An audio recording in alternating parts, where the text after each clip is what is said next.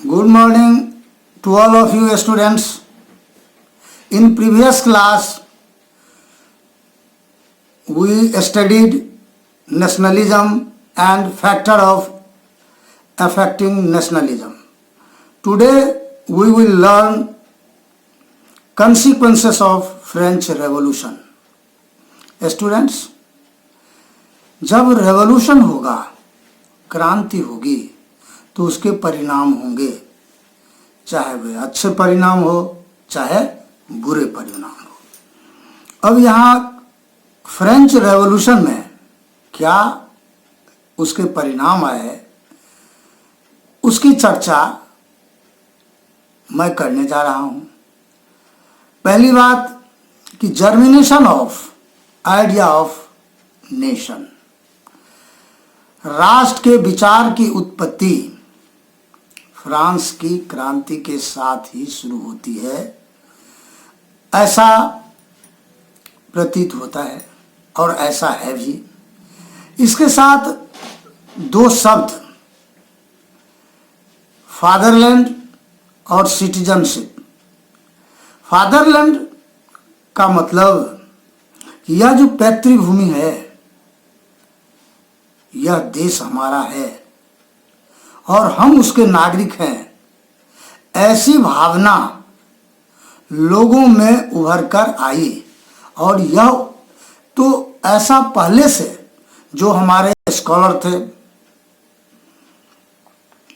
Philosopher थे, social reformer थे, France की क्रांति के पहले लोगों के मन में यह भावना वे लोग भरते आ रहे थे। क्रांति के बाद जो यह राष्ट्र के विचार की जो उत्पत्ति हुई, इसमें यह भावना बिल्कुल लोगों के मन में उभर कर सामने आ गई, घर कर गई। इसके लिए जो फ्रेंच वर्ड दो आया, ला पैट्रिक और ली सिटोयन, तो यह जो दो शब्द था, जिसका मतलब अभी बताया फादरलैंड और सिटीजनशिप, यह आइडिया वहीं से क्रांति के परिणाम ही यह विचार आया था। छात्रों, दूसरा क्या आया बदलाव? दूसरा परिणाम क्या है? Idea of rule by constitution. पहले कैसा रूल था? पहले रूल था कि मोनार्की सिस्टम था। मोनार्की सिस्टम में राजा सर्वोपरि होता था और राजा जो कहता था उसी के रूल के अनुसार, यानी मुंह से जो बोलता था वही उसके लिए कानून है। लेकिन जब फ्रेंच रेवोल्यूशन के बाद क्या आ गया? कॉन्स्टिट्यूशन के अनुसार रूल देश चलेगा। अब एक आदमी की मर्जी से, एक आदमी के बोलने से वह कानून नहीं हो जाएगा। तो यह कहा गया, क्या आ गया? Idea of rule by constitution. ऐसा विचार, ऐसी उसका परिणाम यह हुआ। अब जो हम तीसरी बात करेंगे, आइडिया ऑफ पॉपुलर सोवरेनिटी। यह क्लियर है, जनता सर्वे सर्वा होगा देश का। पहले सर्वा सर्वा कौन होता था? पहले सर्वे सर्वा छात्रों देश का राजा होता था। अब सर्वे सर्वा कौन होगा? देश की जनता सर्वे सर्वा होगी। यह क्लियर हो गया। अब इसके साथ ही यह बहुत ही, यह जो विचार है, यह जो आइडिया आया, यह आइडिया फ्रेंच रेवोल्यूशन के बाद ही आया। Idea of liberty, equality and fraternity. छात्रों, यह बहुत ही महत्वपूर्ण शब्द फ्रेंच रेवोल्यूशन में से आया और इसका फ्रेटर्निटी है, इक्वलिटी है, लिबर्टी है, अपने संविधान में भी वहां से इस शब्द को प्रेम्बल में लिया गया। अभी प्रेम्बल देख रहे हो, पढ़ते हो तुम लोग भी। तो यह शब्द सब कहां से आया? वह फ्रांस से तो आया हुआ है। अब देखो कि लिबर्टी, लिबर्टी माने स्वतंत्रता, इक्वलिटी समानता, फ्रेटर्निटी इसकी दूसरी इंग्लिश है ब्रदरहुड भाईचारा। अभी अपने प्रधानमंत्री जब कभी भी बोलते हैं तो भाईचारा की बात करते हैं, देशों विदेशों में भी ब्रदरहुड की बात करते हैं। यह शब्द कहाँ से आया कॉन्स्टिट्यूशन में? कॉन्स्टिट्यूशन जब देश जब कॉन्स्टिट्यूशन में के अनुसार चलेगा तो कॉन्स्टिट्यूशन में जो बातें लिखी गई है उस पर तो निश्चित रूप से जोर दिया जाता है, उसी के अनुसार देश चलता है। तो यहाँ ब्रदरहुड की बात, फ्रेटर्निटी के बात कहाँ से आया? वह फ्रांस के संविधान से ही आया। अब है एडमिनिस्ट्रेटिव रिफॉर्म। एडमिनिस्ट्रेटिव रिफॉर्म के अंतर्गत कि भाई पहले क्या था, तो यूनिफॉर्म लॉ फॉर ऑल। इसका क्या मतलब है? इसका मतलब है कि भाई पहले जो लॉ था, पहले जो कानून था वह नोबल के लिए और उसके इर्द गिर्द जो लोग थे नोबिलिटी के लिए अलग, और यह जो 3 स्टेट में फर्स्ट स्टेट, सेकेंड स्टेट के लिए अलग और थर्ड स्टेट के जितने लोग हैं उसके लिए अलग। यदि अपराध एक ही हो तो दंड दोनों को दो तरह का मिलेगा। लेकिन इसके बाद, इस क्रांति के बाद यह हो गया कि यूनिफॉर्म लॉ फॉर ऑल, मतलब कानून की नजर में सभी बराबर होंगे। एक तरह का यह नहीं कि दंड अब इसके लिए यह होगा और दूसरे के लिए दूसरा दंड होगा। छात्रों, अब देखो कि अब कोई क्रांति होगी, तो क्रांति होगी तो कोई भी राजा दुनिया के किसी जगह तुम देखो यदि कोई क्रांति होती है और तो उस क्रांति में जो लीडर होते हैं वह भी मारा जाता है। जो कुछ लोग ऐसे होते हैं जो लीडर तो नहीं है लेकिन एक्टिव लोग हैं, वह आगे आकर के काम करते हैं, वो भी मारे जाते हैं। तो जब देश स्वतंत्र हो गया तो वैसे लोगों का गुणगान होना जरूरी होता है। उसकी याद में लोग क्या करते हैं? उसकी याद में ऋचाएं रचते हैं, कुछ लिखते हैं, उनके गुणगान करते हैं। यह काम होता है कि नहीं होता है? अपने यहाँ भी होता है। अपने यहाँ जो फ्रीडम फाइटर थे उसके जन्मदिन मनाते हैं, उसके बारे में किताबें में पढ़ाई होती है, लिखी जाती है। अपने यहाँ पढ़ाई होती है कि नहीं? कहीं होती है। तो इसी प्रकार वहाँ भी ऋचाएं रची जाने लगी। जो मारे गए थे लोग उनकी याद किया जाने लगा। उसमें 2 तरह के लोग थे, मारे गए थे। एक तो राजा के तरफ से, उनको तो ये लोग गुणगान करेगा नहीं।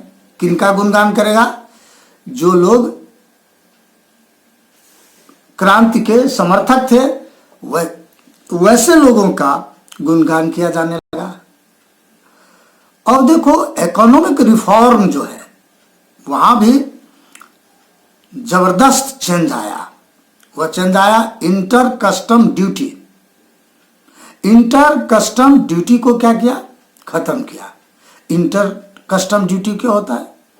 मान लो कि सपोज अपना भारत एक देश है, बड़ा देश है, एक राज्य से दूसरे राज्य आया, एक जगह से दूसरी जगह आई तो कस्टम देना पड़ता था।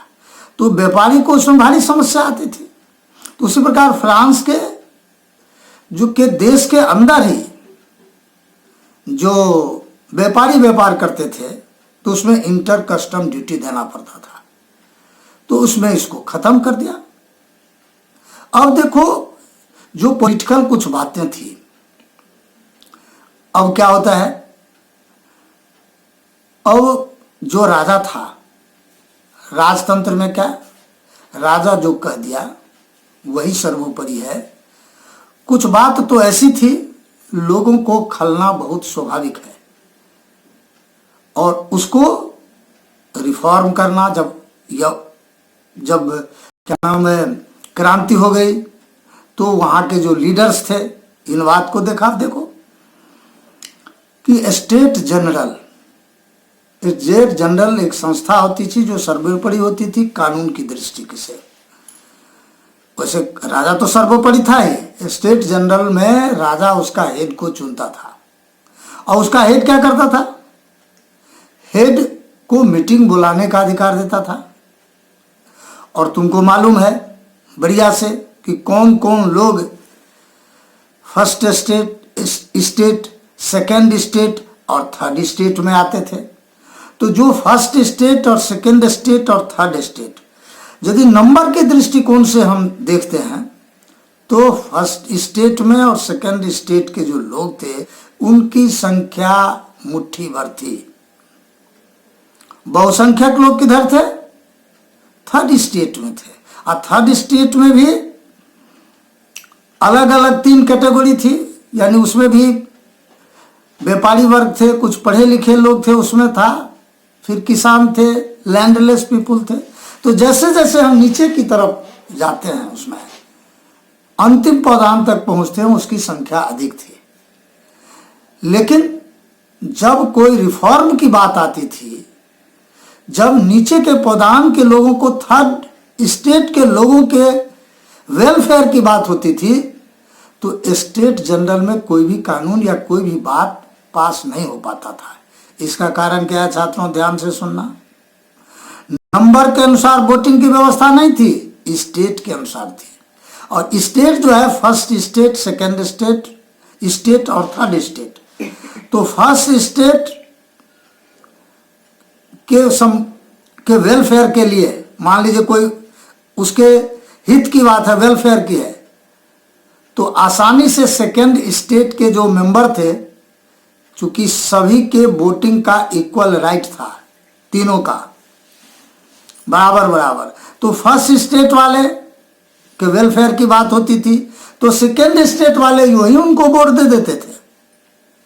तो थर्ड स्टेट वाले कितना भी चिल्लाते रहे, बोलते रहे, उनकी बात वही खत्म हो चुकी।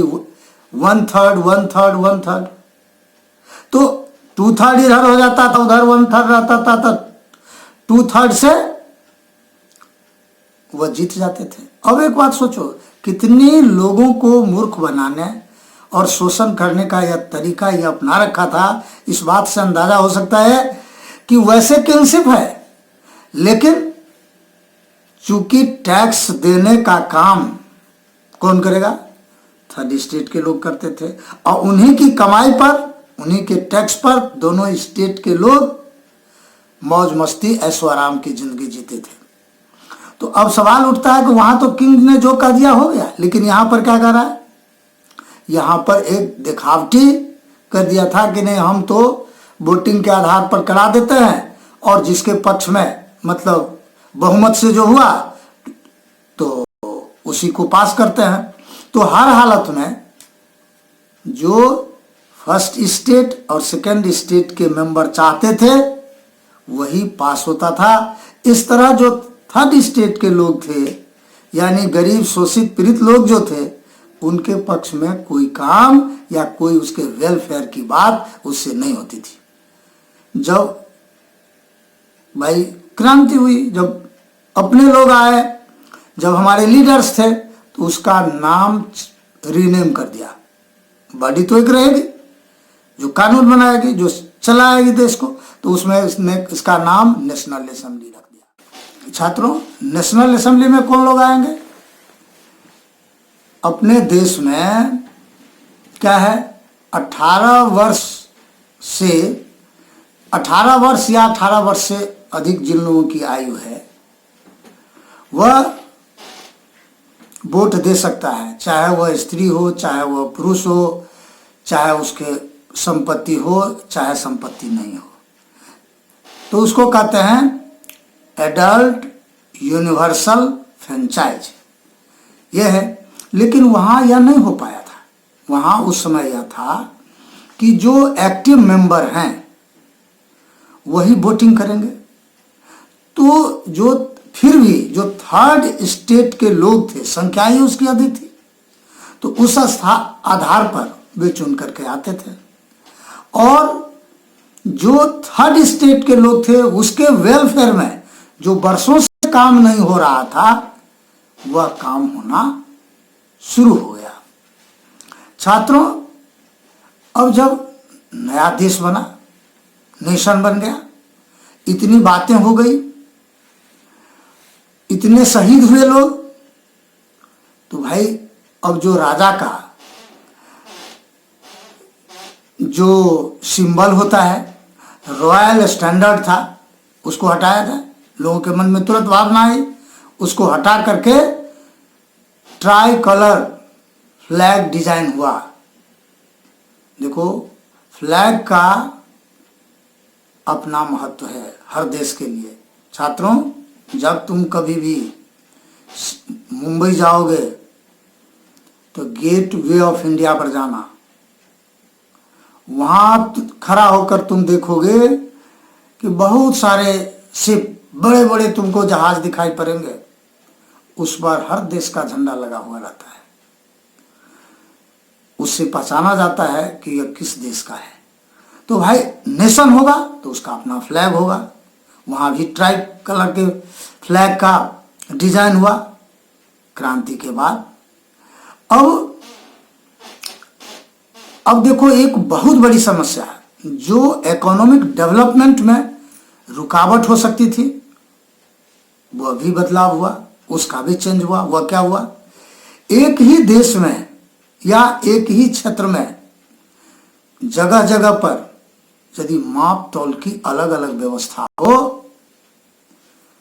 अब सपोज कि कोई नॉर्थ ईस्ट का अपने देश है, नॉर्थ ईस्ट में अलग माप तौल की व्यवस्था हो, और बीकानेर में हम रह रहे हैं, अपने बीकानेर में हम लोग रह रहे हैं, और बीकानेर में अलग अलग व्यवस्था हो, तो कोई व्यापारी को वहां से सामान लाने और फिर यहाँ चेंज करने में कितनी समस्या होगी। तो इस तरह फ्रांस में था, अलग अलग व्यवस्था थी माप तौल की, उसको स्टैंडर्ड बनाया कि पूरे फ्रांस में माप तौल की एक ही व्यवस्था होगी। समझ आ रही है बात? तो इसके कारण क्या हो गया? इकोनॉमिक डेवलपमेंट वहां स्वाभाविक बात है, व्यापार बढ़ेगा। का खजाना कैसे बढ़ता है? व्यापारियों से और टैक्स से। तो व्यापार बढ़ेगा तो उससे खजाना, सरकार के खजाना में पैसा अधिक जाएगा। अब जो फ्रेंच रेवोल्यूशन की जो और हम आगे बातें करते हैं, तो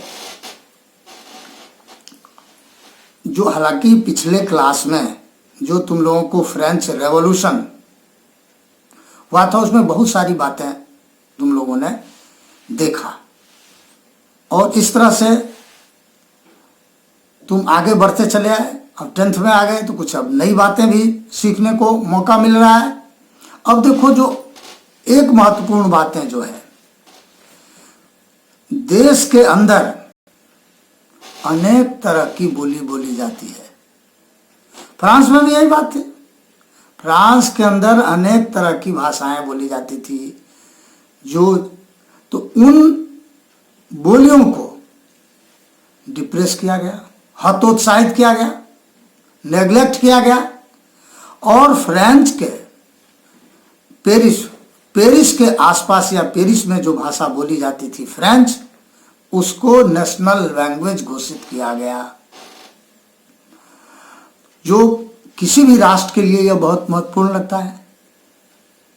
तो इस तरह से जो भारत स्वतंत्र हुआ, तो यहां भी इस तरह की बात चली, लेकिन उस दिशा में हिंदी को बढ़ावा मिल रहा है। अभी तक तो पूरी सफलता नहीं मिली है, लेकिन उस दिशा में आगे हो रहा है। तो छात्रों, और बहुत सारे जब किंगशिप से लिबर्टी की ओर बढ़ा, तो स्वाभाविक बात है बहुत सारे इसके परिणाम हुए, जो तुम पिछली कक्षा में तुम इस फ्रेंच रेवोल्यूशन पढ़ना था, तो तुमने पढ़ा। अब अगला जो मेरा क्लास होगा, उसमें हम जो फ्रेंच रेवोल्यूशनरी ने,